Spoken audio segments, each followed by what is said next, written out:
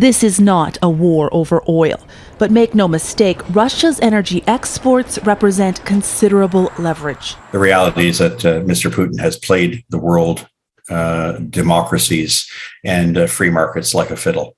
And in many respects, we've not only bought into it, we created the situation. That's because when it comes to oil, the global energy market is already incredibly tight, with demand only just starting to keep pace with supply.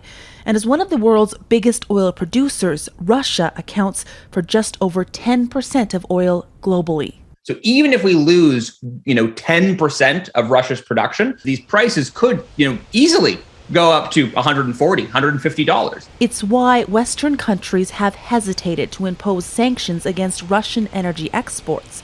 So how did it come to this? The market generally right now is very short oil.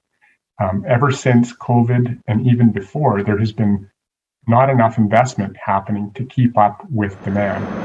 Canada, of course, has oil. Alberta sits on the third largest reserve in the world, but the industry is still without viable means to get that product to world markets. Keystone was cancelled, and the Trans Mountain Pipeline expansion doesn't come online until at least late next year. If we had a willing federal partner and a realistic U.S. energy security policy, we could completely displace U.S. Russian oil imports. Global reliance on oil already threatens the climate. Now it's a factor in the Western response to war in Ukraine and Russia's escalating security threat as well. Heather, Yourex-West, Global News, Calgary.